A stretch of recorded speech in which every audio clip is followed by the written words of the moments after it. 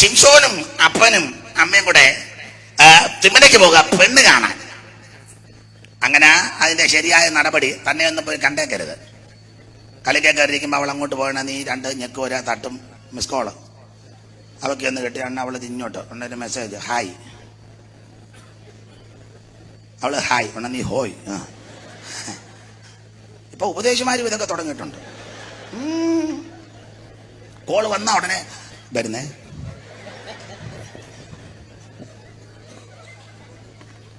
ഉണ്ടെന്ന് ഞാൻ 100 തെളിവ് തരാം. 100 തെളിവ് തരാം. ഇരുന്നാലും പരുങ്ങരുത്. നിങ്ങൾക്ക് എന്നെ അറിയാൻ നമുക്കെല്ലാം അങ്ങോട്ട് അറിയാമല്ലോ. സ്റ്റേജ് ആയിരിക്കുന്നവരെ എല്ലാം നിങ്ങൾക്കും അറിയാം. ഇവിടെ ഇരിക്കുന്നവരെ എല്ലാം സ്റ്റേജ് ആയിരിക്കുന്നവർക്കും അറിയാമല്ലോ. ആവശ്യമില്ലാത്ത കോള്, ആവശ്യമില്ലാത്ത മെസ്സേജ്, ആവശ്യമില്ലാത്ത സംസാരം ഒരു ദൈവവൈതലിന് പാടില്ല. നിങ്ങളോടും കൂടാ. അത്യാവശ്യം കാര്യം പറയുക, നിർത്തുക. പിന്നെന്നാ ഉണ്ട്? വേറെ എന്നാ ഉണ്ട്? പിന്നെ പറ. പിന്നെന്നാ ഉണ്ട്? പിന്നെ മറ്റു വിശേഷങ്ങളെല്ലാം ഉണ്ട്.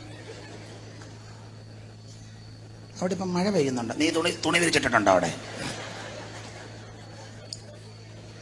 അത്യാവശ്യം കാര്യം പറയുക, പറയേണ്ടതാണെന്നേ പറയുക. ഭർത്താവില്ലാത്ത സമയത്ത് ഈ സഹോദരിമാരോട് പറയാ, ലോകത്തിലുള്ള മാസ്റ്റർമാരുടെ എല്ലാം നമ്പർ മേടിച്ച് വെക്കരുത്. നിനക്ക് ചില സൂക്കാടുണ്ട് കേട്ടോ. എന്നിട്ട് പാതിരാത്തിരുന്ന് പാസ്റ്റർ ഇപ്പൊ എവിടാ? ആവശ്യമില്ലാത്തെല്ലാം കളയാൻ. ഒരു ദൈവപൈതലായി ജീവിച്ചോണം. നിന്റെ മൊബൈല് ആരുടെ കയ്യിലും കൊടുക്കണം. പ്രാഗൽഭ്യം ഉണ്ടോ? ഭർത്താവിന്റെ മൊബൈല് ഭാര്യയുടെ കൊടുക്കണം, നോക്കാൻ പറഞ്ഞോണം. ഭാര്യയുടെ മൊബൈല് ഭർത്താവിന്റെ കൊടുക്കണം. അങ്ങനെ പ്രാഗൽഭ്യം ഉള്ളവർ മാത്രം കൈയൊന്ന് പൊക്കിക്കേ. കൈ ഉണ്ടെന്ന് പറഞ്ഞു പൊക്കരുത്. 2 കൈ സൂക്ഷിച്ചും കണ്ടും വേണം. അങ്ങനെ പെണ്ണ് കാണേണ്ടത് തന്നെ ഒന്ന് പോയി കണ്ടേച്ച് ഷൂളം അടിച്ച് ഓട്ടോയെ കയറ്റി കൊണ്ടുപോകരുത്. ഞാനിവിടെ ഒന്ന് ഷൂളം അടിക്കുമ്പോൾ നീ ഇറങ്ങി വരണം. ഓട്ടോ നിങ്ങളുടെ വാതക്ക വരത്തില്ല, വളവിൻ്റെ അവിടെ കിടക്കും. അപ്പം അങ്ങനെയൊക്കെ പോയ പുള്ളിക്കാരുണ്ട്. പിന്നെ ഇപ്പോൾ അവരൊക്കെ doctor Reverend so and so. പണ്ടൊരു തന്നെ സഭയെ ശുശ്രൂഷിച്ചേച്ച് സഭയിൽ നിന്നൊരു പെൺകുട്ടിയെ കല്യാണം കഴിച്ചെന്ന് ഞാൻ പറയത്തില്ല. അപ്പം വേറെ ആളെ ഞാൻ പറഞ്ഞു, അച്ഛാ അത് അവിടുത്തെ പെൺകുച്ചുമായിട്ടാണ്, അതായത് അവൻ ദശാംശം എടുത്താന്ന് പറഞ്ഞു. കാരണം 10 യഹോവയ്ക്കുള്ളതല്ലേ, അതുകൊണ്ട് ദശാംശം എടുക്കുകയൊന്നും ചെയ്യണ്ട. കാരണം ഈ വിളിയില്ലാത്ത ഒത്തിരി എണ്ണം ഇറങ്ങിയിട്ടുണ്ടെന്ന്. ധാരാളം എണ്ണം ഇറങ്ങി. കാരണം ഇതൊരു നല്ല ആദായ സൂത്രവും കൂടെ. എല്ലാവർക്കുമല്ല, ഇതിനകത്ത് ജീവിക്കുന്ന വിശുദ്ധന്മാരുണ്ട്, പരമാർത്ഥികൾ ഇതിനകത്ത് ഇരിപ്പുണ്ട്. അവർക്കൂടെ യുവന്മാരെല്ലാം നാശോപ്പിച്ചു വെക്കുക. പെന്തിക്കോസുകാരെല്ലാരും ചീത്തക്കാരല്ല. ഇതിനകത്ത് ജീവിക്കുന്ന അനേക വിശുദ്ധന്മാരുണ്ട്. വെള്ളാപ്പള്ളി പറഞ്ഞ ഒരു കാര്യം ഞാൻ കടമെടുത്ത് വെള്ളാപ്പള്ളിയോട് പണ്ട് പറഞ്ഞു, സ്വാമിമാരെല്ലാം കള്ളന്മാരാന്ന്. അപ്പൊ വെള്ളാപ്പള്ളിയോട് ഞാൻ മറുപടി പറഞ്ഞു, സ്വാമിമാരെല്ലാം കള്ളന്മാരല്ല, കള്ളന്മാർ ചിലർ സ്വാമികളായിട്ടുണ്ടെന്ന് പറഞ്ഞു. എന്ന് പറഞ്ഞാൽ പെന്തിക്കോസുകാരെല്ലാം കള്ളന്മാരല്ല, പക്ഷെ ചില കള്ളന്മാർ പെന്തിക്കോസുകാർ ആയിട്ടുണ്ട്. പെന്തിക്കോസുകാർ ജീവിക്കുന്ന അനേക പെന്തിക്കോസുകാരുണ്ട്. പരമാർത്ഥികളാ ജീവിക്കുന്ന അനേക വിശുദ്ധന്മാരുണ്ട്. ഏലിയാ പറഞ്ഞു, ഞാനൊരുത്തിന് നീ അറിയാത്ത 7000 പേരെ കിടക്കുക. അനേക വിശുദ്ധന്മാർ ഇതിനകത്ത്. പക്ഷെ ഇങ്ങനെയുള്ള നാശക്കൊള്ളി കാരണം നമ്മക്കൂടെ ക്ഷീണമാണ്. ഇടയ്ക്കൊരു കാര്യം പറയാം. ഈ പെണ്ണ് കാണാൻ പോകുമ്പം അപ്പനും അമ്മയും വരുന്നതാണ് നല്ലത്. ഉണ്ടെങ്കിൽ അമ്മാച്ചനെ കഴിവിൻ്റെ പരമാവധി കൊണ്ടുപോകാതിരിക്കുന്ന.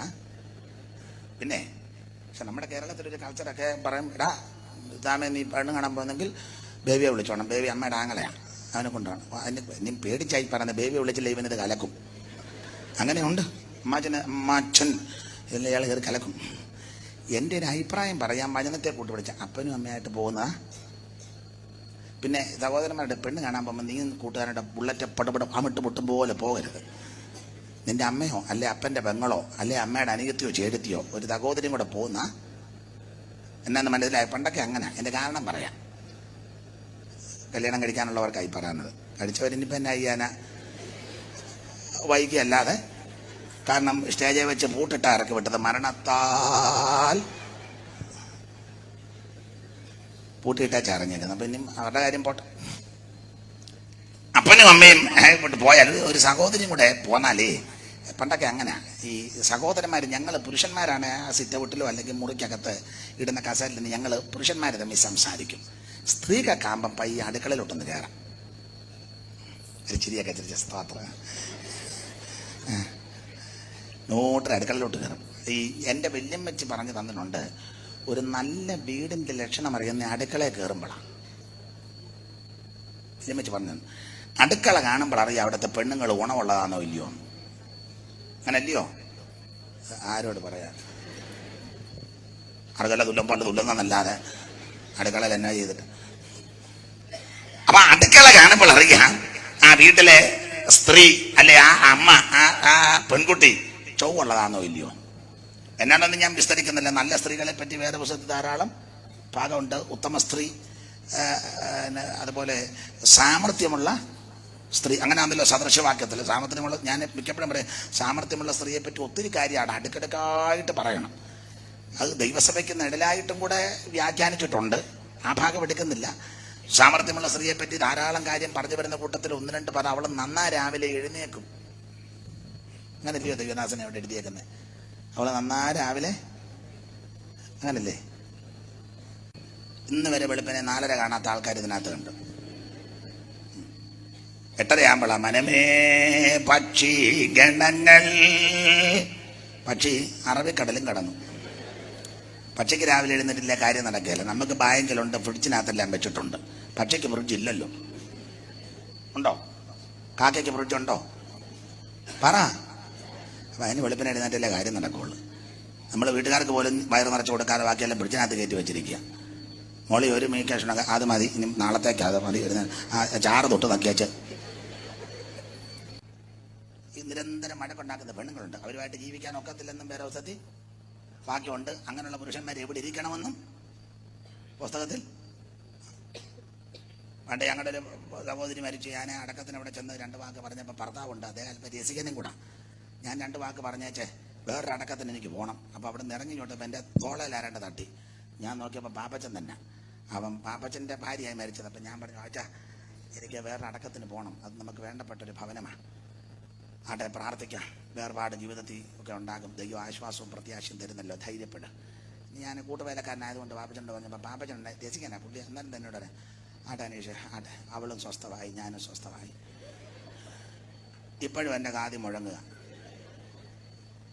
അതിന്റെ കാരണം ഈ സഹോദരി അലോക്യം ഉണ്ടാക്കുമായിരുന്നു. എന്നും അങ്ങ് അലോക്യമാണ്. ഈ പാപ്പച്ചൻ നേരത്തെ വന്നാ കുറ്റം, താമസിച്ച് വന്നാ കുറ്റം, ഇരുന്നാ കുറ്റം, നിന്നാ മുഴുവൻ കുറ്റമാണ്. പുള്ളി ഒരു നല്ല പരമാർത്ഥിയാണ്, ഒന്നും മിണ്ടത്തില്ല, എതിർക്കത്തില്ല. ഇവ ഈ സ്ത്രീ എന്നാ പറഞ്ഞാലും പുള്ളി വേറെ ദിവസമൊക്കെ വായിച്ച് ഓത്രം പറഞ്ഞിരിക്കും. അത് അവർക്ക് അങ്ങ് ധാരിപ്പായി, എന്നങ്ങ് അലോക്യമാണ്. അങ്ങ് ഇരുന്നപ്പോഴാ പിന്നെ എന്തുവാ ഒരു പനി ഉണ്ടായിരുന്നു, എലിപ്പനി വന്നു ചേർത്തത്.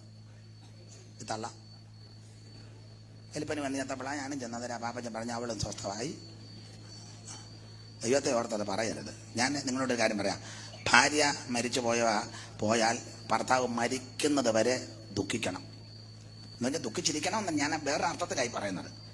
അതുപോലെ നല്ല ഓർമ്മകളായിരിക്കണം. ആ പോയത് പോട്ടെ, പോരടി പാപ്പി എന്നും പറഞ്ഞ് ഓടരുത്. അതുപോലെ തന്നെ ഭർത്താവ് മരിച്ചാൽ ആ സഹോദരി എന്ന് ഓർത്ത് ദുഃഖിക്കുന്നവളായിരിക്കണം. പ്രത്യാശയില്ലാതല്ല, എൻ്റെ ആൾ കടന്നു പോകണം. അതുപോലെ നല്ല അനുഭവങ്ങളിൽ കൂടെ ജീവിക്കുന്നെങ്കിൽ എന്ത് ശ്രേഷ്ഠമാണ്. എനിക്കിപ്പോഴും അറിയാം, ഞങ്ങൾക്കൊരു പലരുണ്ട്. എൻ്റെ ദൃഷ്ടിയിൽപ്പെട്ടൊരു കാര്യമാണ്. മാങ്ങാനത്തുണ്ട് അച്ചാങ്കൊച്ചമ്മ. കുഞ്ചായി മരിച്ചിട്ട് ഇപ്പോൾ വർഷങ്ങൾ കഴിഞ്ഞു. അയ്യോ, ചെന്ന അന്നേരം ഇപ്പോഴും കണ്ണുകൂടെ മടമടാന്ന്. അവർ ജീവിച്ചപ്പോഴും അങ്ങനെ തന്നെ കേട്ടോ, 2 പേരും. അയ്യോ, ഇപ്പോഴും സങ്കടമാണ് കൊച്ചമ്മയ്ക്ക്. പറയുമ്പോൾ കണ്ണീരൊഴുകുക. വീട്ടിലുള്ളവരുടെ എല്ലാം സ്വഭാവം സാമർഥ്യമുള്ള സ്ത്രീക്കറിയാം. ഭർത്താവിന്റെ പ്രകൃതി എങ്ങനെ, പിള്ളേരുടെ പ്രകൃതി, മൂത്തവന്റെ, ഇളയവന്റെ, മോടെ, അമ്മായിയപ്പന്റെ, അമ്മാവിയമ്മയുടെ, വിവാഹം കഴിക്കാത്ത ഭർത്താവിന്റെ പെങ്ങളുണ്ടെങ്കിൽ ആ പെങ്ങളുടെ, ഇതൊക്കെ സാമർഥ്യമുള്ള സ്ത്രീക്ക് അറിയാം. അവൾ ആ പെരുമാറ്റം സൂക്ഷിച്ചു നോക്കിയിട്ട് അവരുടെ രീതി അനുസരിച്ച് ഇടപെടും. അപ്പൊ ആ വീട്ടിലൊരു പ്രശ്നവും ഇല്ല.